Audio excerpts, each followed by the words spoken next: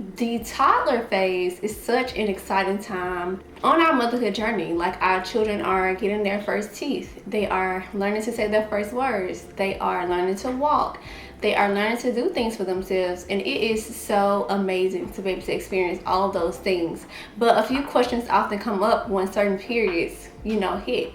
What milestones do my child need to be meeting? Am I equipping them with the right things to make sure they are soaring, they are growing, they are thriving? So in today's video, I will be sharing 10 ways to encourage your toddler to talk, because as a mom of a 6, 4, and a 17-month-old, I definitely know that sometimes we have these questions.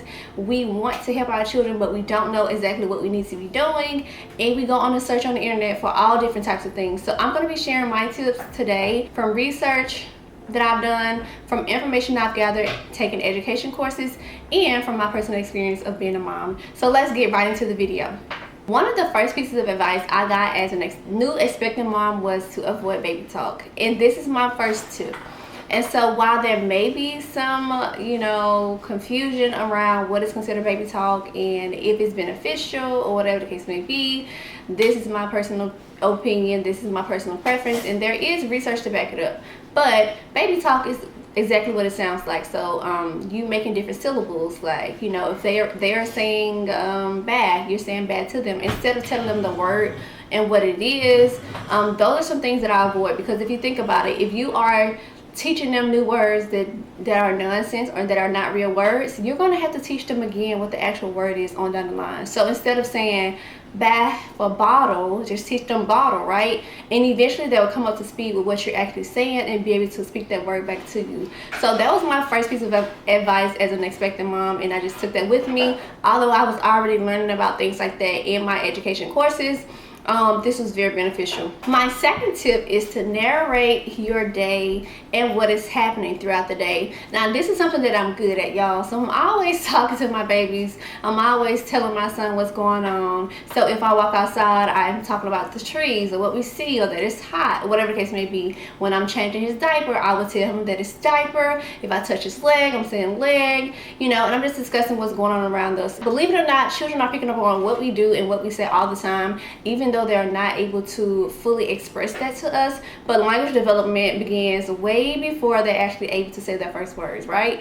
It's beginning way before they're even born, honestly. So there are some studies that say if you play music to your child, if you read books to your child before they're born and after they're born, it's definitely helping them get an advance in language development. So that's something that you can definitely do every single day. Narrate what's going on. If you're in the kitchen cooking, today I am about to mix the flour, I am about to put this in the oven, this is a spoon, this is a whatever, and just label what's going on. If your child is kicking something, you can be like kick or ball, back, things like that. So that's my second tip, to just narrate what's going on in your day. And I know it may seem weird because your child is not speaking back to you, but believe it or not, this is very helpful, and you would definitely see the benefits of you doing it once they're able to start talking, right?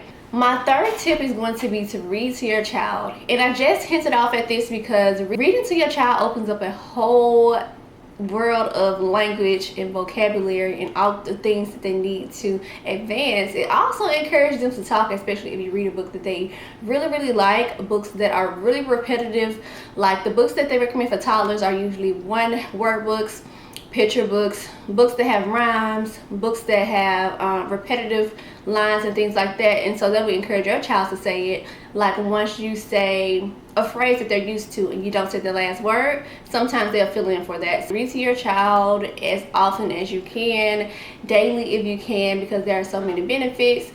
They learn other skills outside of language, but reading also opens them up for a lot of vocabulary that you may not use day to day. Now, if you need some recommendation for some books to read, I have done a video on the board books that I like for toddlers and children, and I have 2 videos on that. So I'll link both of those videos so you can go check those out and see if you can find something that your little one would like.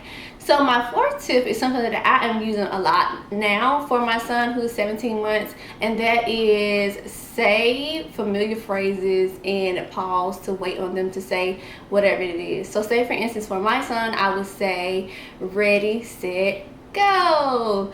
And then I'll keep on saying that, and then when I don't say it, sometimes he'll make that noise for go, or he'll say the word go, or he'll hint at go. And so it's giving him a chance to process the things that I already say. When you repeat something over and over and over, your child is going to naturally pick up on it, and they're going to want you to say what you usually say. But if you don't say it, sometimes they'll fill in for you. And that's the same way when they're starting to learn to count, right? So say for instance, if I say something like 1, 2, 3, and then I say it, but the next time I say 1, 2, and if they're used to saying it with you, they're going to say those words too. So sometimes having little phrases that you always say, and then here and there you don't say the full phrase and let them pick up on or say those specific words, that will definitely help to get them talking as well. My fifth tip is going to be something that I mentioned earlier in the video, but this is going to be to get silly and show excitement. Like your toddler is silly. They love to laugh. They love to just be entertained, be engaged by their caregivers, by their parents, by the people that they really, really love. So sometimes you saying the word just normal, it won't necessarily, you know, get them going. But if you add a little excitement, if you make faces, if you stick your tongue out, if you have fun with them, they're definitely going to give you a little bit more feedback. They're going to try to say what you want them to say. They're going to try to be, you know, engaged or whatever case may be. And even if they're not able to say that specific word that you want them to say, they're learning, they're hearing it, it's registering, because you're adding excitement, you're making it memorable, you're making it fun for them. And so fun things always register for toddlers, right? So definitely make sure that you try to be, you know, excited about whatever you're trying to teach your child. Make sure you're showing excitement when you're entertaining with them, right? The last thing we want is to ignore our child or feel like, you know, not give them our undivided attention. Believe it or not, it's the small things that stick, and it's the small things that's going to make a huge difference on down the line. Do things that you think your child will enjoy, right? There are certain shows that are silly that kids love. There are certain songs and things like that. So that is something that's really effective, and it's definitely beneficial.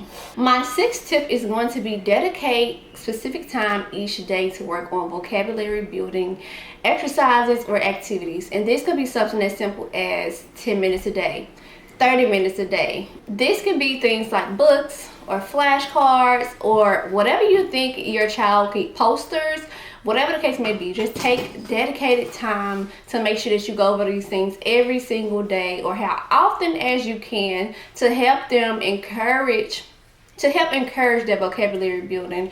I have recently started doing this for my son because I have 3 children now. So I homeschool my 2 oldest, and I have to make time for my 1-year-old as well. And so I focus on things like, you know, colors and body parts and some of his toys. I always label his toys and things that he's interested in, and I also just be intentional about how I do certain things. So if we're doing something new, I make sure that I tell him what we're doing, kind of explain why we're doing it, even though he's not able to understand some things. But believe it or not, they understand way more than we think they do. And this is because there are phases of a language, right? So you have expressive language, meaning they can talk back to you and express what they want to say. And we have receptive language, which means they understand what you're saying to them and they can interact with you on that. So say for instance, if you gave your child like a command, take this to the trash, or go get your shoes, or whatever the case may be, that would be an example of receptive language. They can understand what you're telling them to do, but they're not able to speak it just yet, right?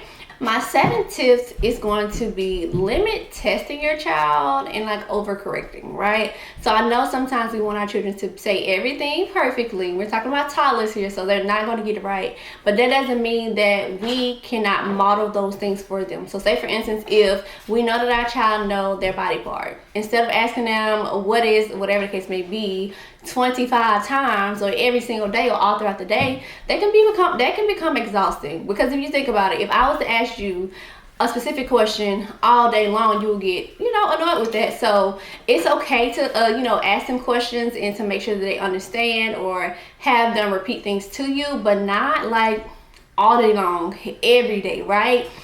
Instead of asking them questions and quizzing them, just directly say what it is, or expand on what they're already saying, right? And so instead of overcorrecting, we can do something like, say for instance, if they're asking for their cup and they say the wrong word, Instead of us saying no, that's whatever the case may be, we can say yes, you want your cup. I don't know what they would say outside of cup. Okay, I guess that's not a good example, but another example would be when your child says they want ma or ma instead of milk. We can be like, yes, you want milk, let me go get you some, or something like that. So instead of saying no, that's not right, you know, all we have to do is just expand on what they're already saying and tell them the correct word for the word they're trying to say, right? Understand that there are certain syllables and certain consonants that they won't be able to pronounce at specific ages, and so we just have to help them build on that. And just, you know, we understand what they're trying to say as parents, right? So we don't always have to say no, that's the wrong thing. We can just say the correct thing that they're actually talking about. My 8th tip is going to be show interest in things that they are interested in, even if you don't quite understand what they're talking about, right? And so just showing the interest, being present, being in their presence is going to be encouraging for them to interact in a certain way, right? So say for instance, they have this specific toy and they are babbling and you don't understand what they're saying, but you're, you know, talking about what they're doing, or you're just naming what they're doing, or you're pointing to the colors, or whatever the case may be. This is a way to get them to talking, right?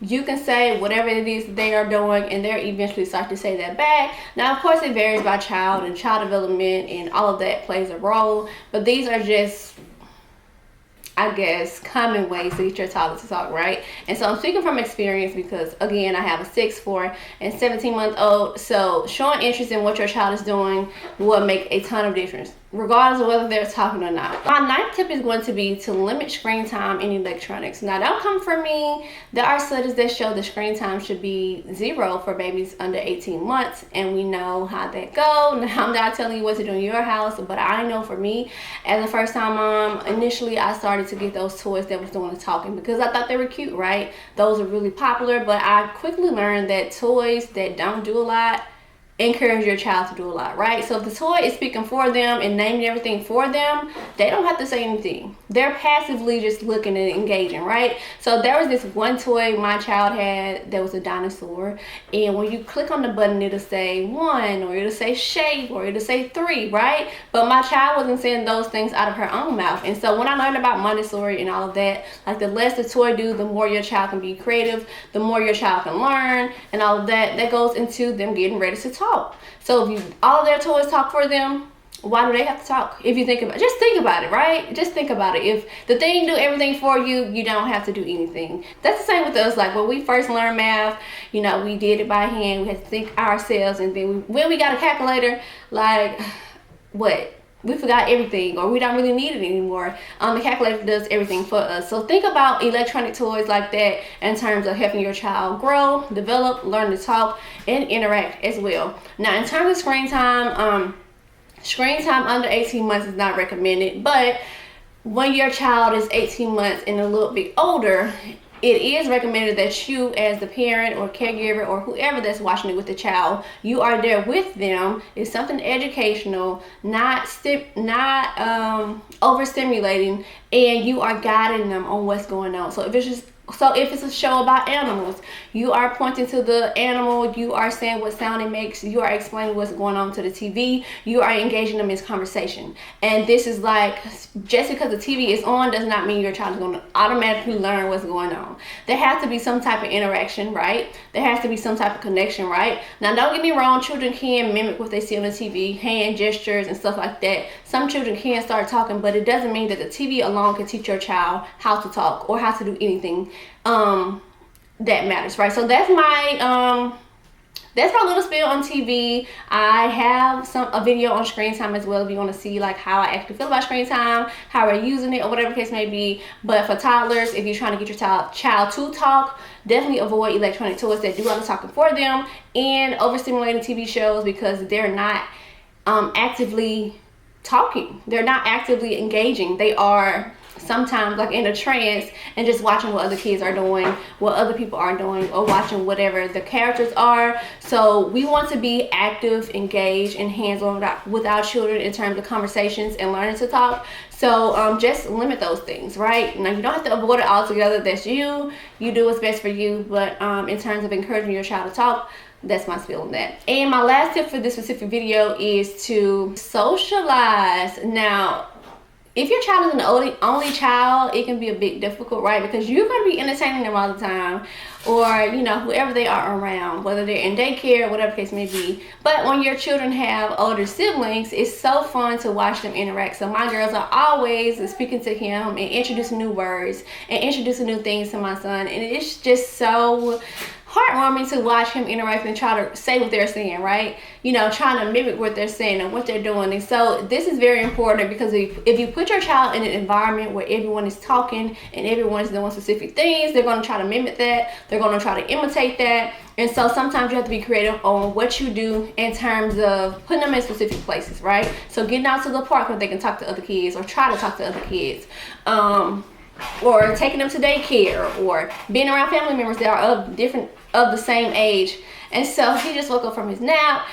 Children are unique, children are different, and so you just have to be mindful of that. Hopefully this video was helpful. Those are my top 10 ways to encourage your toddlers to talk. Of course, there are other ways to do it as well. I am always doing research, but these are the ones that I felt like was the most important to me. So definitely comment below if you have any other suggestions, if you have any questions, if this video was helpful. And as always, I'll see you guys in the next video.